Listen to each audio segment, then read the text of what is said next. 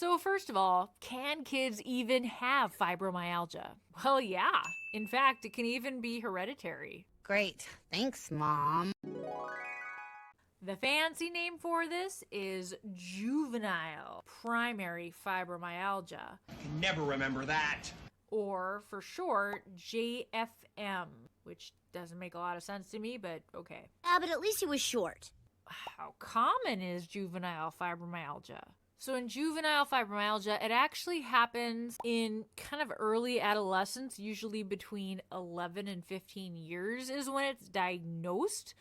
This is contrary to adult fibromyalgia, which is usually diagnosed around the ages of 35 to 45 years old. Wow, that's like a big difference. So like I said before, it does seem to run in families. It does seem to be hereditary. Thanks, Dad. And it typically seems to be caused by a mental or physical trauma. So being in an abusive situation or being in a car accident, having a big surgery, all these things can cause this in childhood and in adulthood as well. That's trauma!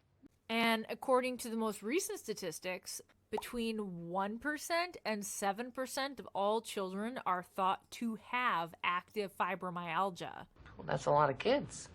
That's kind of a lot. Okay, so what are the signs and symptoms then of childhood fibromyalgia? So, for instance, as a kid, you were told to sit on the floor, Indian style, cross-legged, whatever the politically correct way of saying it is nowadays. Home, everybody sit on the floor, Indian style like me.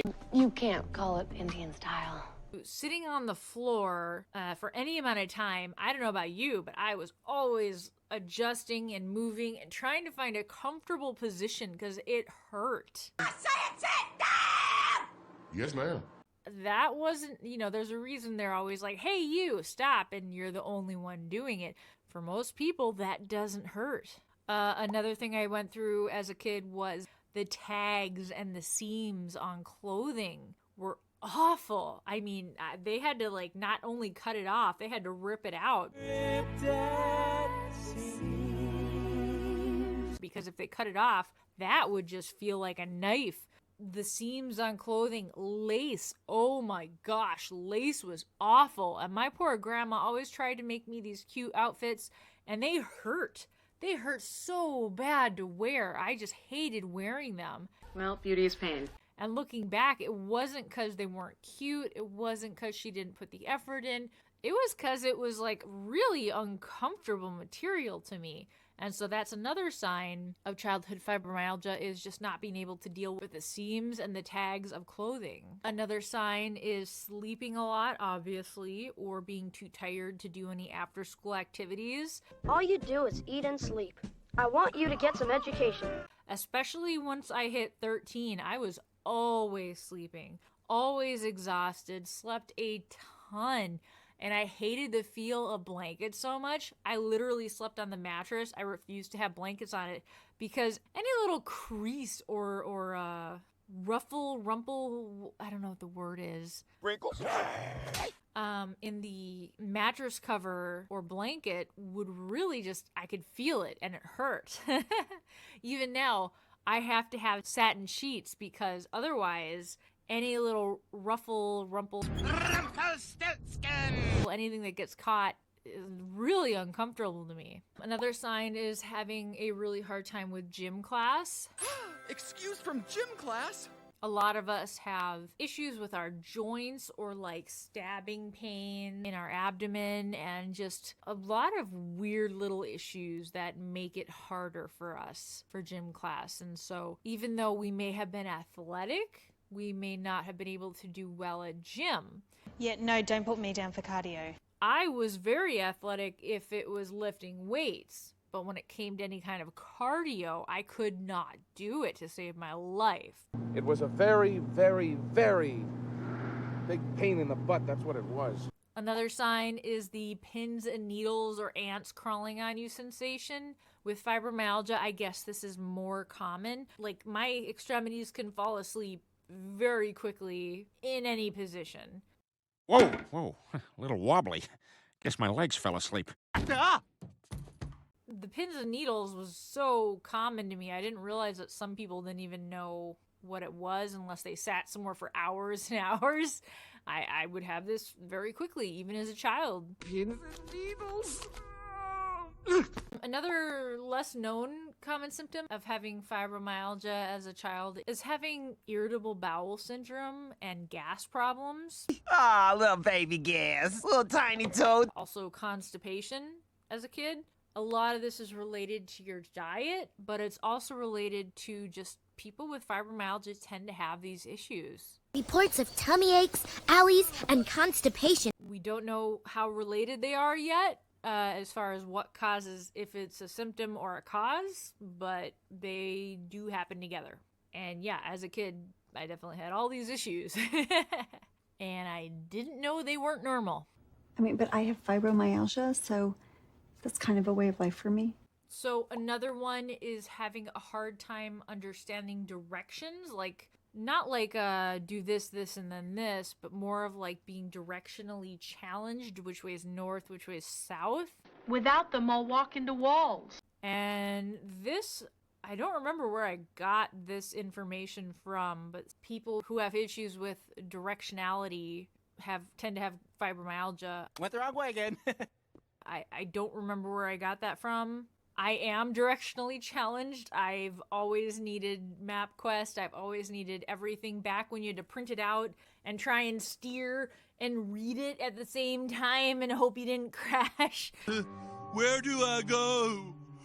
And then as much as my dad hated spending money, he was very quick to buy me a TomTom, which was what you had before the cell phones had directions on them. And so, yeah, he got me that right away as soon as that was out because I had such an issue and I was always calling him going, I'm lost! Help! Help! I don't know if that has anything to do with fibromyalgia, honestly, but wouldn't that be interesting if it did? Why would that affect your ability to find direction? Brain fog? Yeah, that's probably it. As you're a child, if you're crying a lot and you're always being told to stop, quote, overreacting to things that cause you pain, that's a big sign that you had fibromyalgia as a kid. I know I heard that quite a lot. Shut up, Meg. Because we feel pain differently than most people. It doesn't just go away. Shut up, Wesley.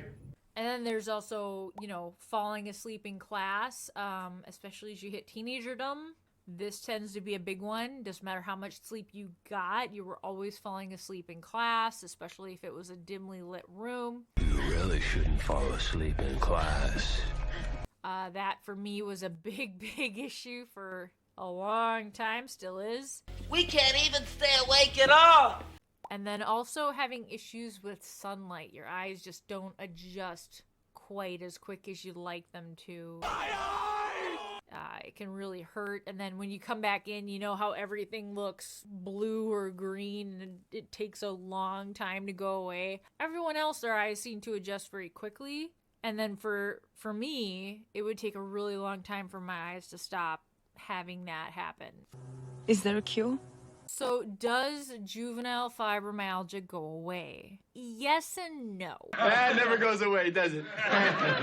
So while spontaneous recovery can happen, usually it's more that symptoms ease over time. Because the longer you have this, the more you learn to manage having fibromyalgia as a lifestyle. You learn how to deal with it. For me, I didn't know I had fibromyalgia until a really, really long time after. In fact, I got diagnosed with chronic fatigue before I realized I had fibromyalgia and got diagnosed with that, because I didn't realize any of the stuff I had gone through wasn't normal. No, I doesn't. And so I had learned to live with it all. I had learned to dance with it. I had learned to bodybuild with it. I had learned to have a productive adult life with fibromyalgia by that point that I got the thing that started my chronic fatigue syndrome. Bastards. And it's not necessarily that it goes away, although it can spontaneously go away. It's more likely you'll just learn to live with it. I don't want to. But the problem is, it's one of those things where if you have this autoimmune issue, which is fibromyalgia, you're more likely to get others in the future that cause more problems. And then you end up like me, where one problem causes another problem, causes another problem. Where does it end? I don't know.